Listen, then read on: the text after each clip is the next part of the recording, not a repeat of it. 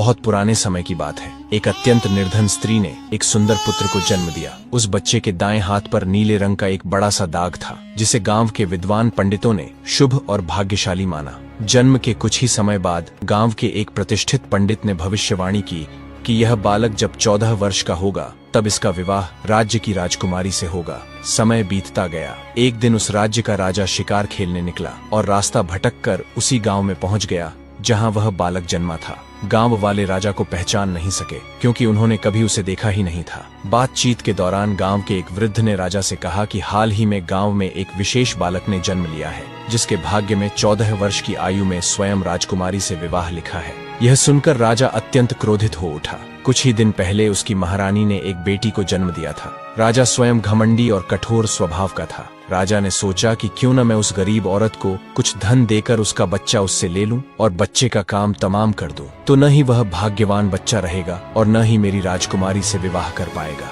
वह गांव के उस बूढ़े से बोला, बाबा तुम मुझे उस औरत के पास ले चलो। बूढ़ा व्यक्ति उस राजा को उस भाग्यशाली बच्चे की माँ के पास ले गया। राजा ने उस महिला से विनती की और बोला, तुम बहुत गरीब हो, इस बच्चे का पालन पोषण कैसे कर पाओगी? ये बच्चा मुझे दे दो, मैं इसे अच्छे से पालूंगा। पर वह गरीब औरत अपने बेटे को देने से लगातार इनकार करती रही। तब राजा ने उसे बहुत सारा धन दिया और कहा, इस धन से तुम अपना जीवन आराम से चला सकोगी, और जब यह भाग्यशाली बच्चा बड़ा होगा तो खुद ब खुद तुम्हारे पास लौट आएगा। गरीब माँ ने सोचा, यह बच्चा सचमुच बहुत भाग्यशाली है, तभी तो खुद एक अमीर व्यक्ति इसे लेने मेरे घर आ पहुंचा है। शायद यही भगवान की इच्छा है। काफी सोच विचार के बाद उस माँ ने भारी मन से अपना बच्चा राजा को दे दिया। राजा जब थोड़ी दूर पहुंचा तो उसने बच्चे को एक लकड़ी के संदूक में डालकर नदी में बहा दिया। उसके मन में यह विचार था कि दम घुटने से वह बच्चा संदूक के भीतर ही मर जाएगा। राजा यह सोचकर मन ही मन बहुत प्रसन्न हुआ कि उसने अपनी प्यारी बेटी को उस भविष्यवाणी से बचा लिया। लेकिन जैसा कि आप जानते हैं, मारने वाले से बड़ा बचाने वाला होता है। वही इस बालक के साथ भी हुआ।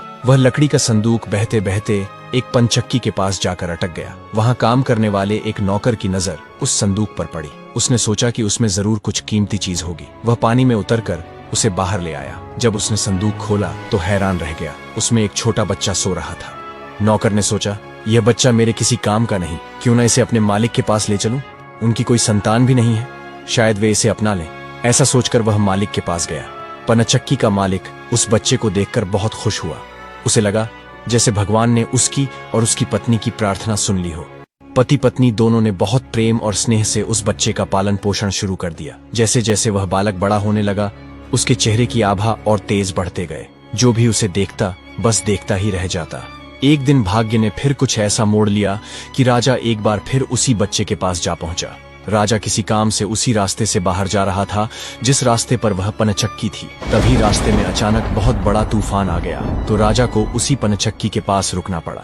पनचक्की पर एक सुंदर युवक को बैठा देखकर राजा चौंका। उसने पनचक्की के मालिक से पूछा, क्या यह तुम्हारा बेटा है? यह तो बहुत ही सुंदर है। पनचक्की का मालिक बोला, हाँ यह मेरा बेटा है, क्योंकि मैंने ही इसे पाल पोस कर बड़ा किया है। आज से करीब 14 साल पहले यह बच्चा हमें एक लकड़ी के संदूक में मिला था। राजा को पुरानी बातें एकदम ताजा हो गईं। चक्की के मालिक की बात सुनकर राजा को बहुत आश्चर्य हुआ कि वह बच्चा, जिसे वह अब तक मरा हुआ समझ रहा था, अभी तक जिंदा है। उसने उस लड़के को खत्म करने की एक और तरकीब सोची। वह पंचक्की के मालिक से बोला, क्या आप इस लड़के को मेरा एक काम करने की आज्ञा दे सकते हैं? दरअसल मैं रानी के पास एक पत्र भिजवाना चाहता हूँ। यह पत्र बहुत ही जरूरी है। मैं इस काम के लिए इसे सोने के 2 सिक्के दूंगा। चक्की का मालिक उसे भेजने के लिए तैयार हो गया और लड़का भी फौरन राजी हो गया। राजा ने झट से अपनी रानी को एक पत्र लिखा। उसने लिखा, जैसे ही यह लड़का तुम्हारे पास मेरा यह पत्र लेकर पहुंचे, तुम इसे मरवा देना और महल से दूर दफनवा देना। यह सब कुछ मेरे वापस आने से पहले हो जाना चाहिए। इतना लिखने के बाद पत्र को मुहरबंद कर राजा ने वह पत्र उस लड़के को दे दिया। लड़का वह पत्र लेकर राजमहल की ओर चल दिया। वह आज तक कभी अपने घर से बहुत दूर नहीं गया था, इसलिए वह राजमहल का रास्ता नहीं ढूंढ सका और जंगल में भटकने लगा। शाम ढल चुकी थी। तभी उसे अंधेरे में दूर एक रोशनी दिखाई दी। वह दौड़कर उस रोशनी की ओर गया तो देखा कि वहां एक छोटा सा कच्चा घर था। उस घर में कोई दरवाजा नहीं था। जब वह अंदर गया तो देखा कि एक बूढ़ी औरत आग जलाकर अकेली बैठी है। बूढ़ी औरत ने उससे पूछा, बेटा तू कहाँ से आ रहा है और तुझे कहाँ जाना है? लड़का बोला, मैं पास के गांव की पंचक्की से आ रहा हूँ और रानी माँ को यह खत देने जा रहा हूँ, लेकिन मैं रास्ता भूल गया हूँ और अंधेरा हो गया है। तभी मुझे दूर यह घर दिखाई दिया तो रात बिताने के लिए यहाँ चला आया। बूढ़ी औरत को उस लड़के पर बहुत दया आई, क्योंकि वह जगह डाकुओं का अड्डा था और वह बूढ़ी औरत उन्हीं की नौकरानी थी। उसे डर था कि अगर डाकुओं ने लड़के को देख लिया तो वे उसे मार डालेंगे। ये जानकर लड़का थोड़ा घबरा गया, पर अंधेरे में कहीं और जाना भी आसान नहीं था और दिन भर चलने से वह बहुत थक चुका था, इसलिए उसे जोरों की नींद आ रही थी। बुढ़िया के कहने पर वह घर के एक कोने में चुपचाप जमीन पर सो गया। आधी रात के बाद जब डाकू घर लौटे तो किसी अजनबी को अपने ठिकाने पर देखकर वे बुढ़िया पर बहुत गुस्सा हुए। तब बूढ़ी नौकरानी ने उन्हें सारी बात बता दी और वह चिट्ठी भी डाकुओं के सरदार को सौंप दी जो लड़के ने उसे दिखाई थी। राजा की मुहर देखकर डाकुओं को शक हुआ। सरदार ने बड़ी सावधानी से चिट्ठी को खोला और पढ़ा। उसमें लिखा था कि जैसे ही यह लड़का रानी के पास पहुंचे उसे मरवा कर महल से दूर दफनवा देना। सोते हुए उस मासूम बच्चे को देखकर सरदार को उस पर बहुत तरस आया। उसने वह चिट्ठी फाड़ दी और उसकी जगह एक नई चिट्ठी लिखकर उसमें रख दी। उस नई चिट्ठी में लिखा था, जैसे ही यह लड़का राजमहल में पहुंचे तुम इसका विवाह राजकुमारी से कर देना। ये कार्य मेरे लौटने से पहले पूरा हो जाना चाहिए।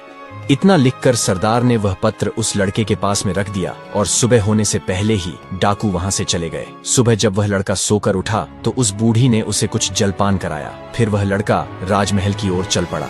राजमहल पहुंचकर उसने वह खत रानी माँ तक पहुंचा दिया।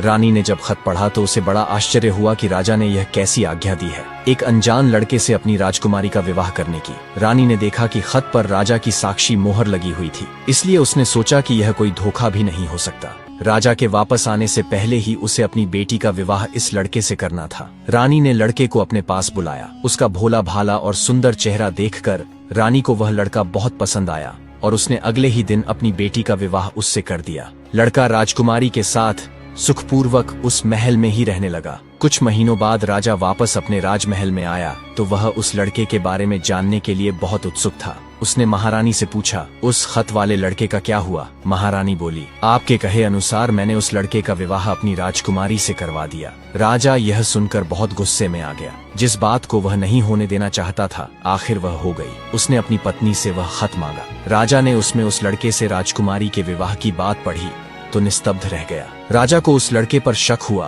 कि वह पढ़ा लिखा है, जरूर उसने रास्ते में खत बदल दिया होगा। उसने लड़के को अपने पास बुलवाया और उसे सच्चाई बताने की आज्ञा दी। लड़का बोला, हे राजन, मुझे कुछ नहीं पता कि इस खत में आपने क्या लिखा था, क्योंकि मैं तो इसे ऐसा ही लेकर आ गया था। हाँ, जंगल में मैंने एक पुराने घर में रात जरूर गुजारी थी, क्योंकि मैं राजमहल का रास्ता नहीं ढूंढ पाया और जंगल में भटक गया था। राजा को उस लड़के की बात पर विश्वास नहीं हुआ। वैसे भी राजा को उस लड़के से बहुत नफरत थी। वह नहीं चाहता था कि उसकी बेटी से शादी करने के बाद वह इस राज्य का राजा बने। वह लड़के से बोला, मेरी गैर हाजिरी में रानी ने मेरी बेटी की शादी तुझ कंगाल से कर दी है, पर मैं इस शादी को तब तक अपनी सहमति नहीं दूंगा जब तक तू मुझे शैतान के 3 सोने के बाल नहीं लाकर देगा।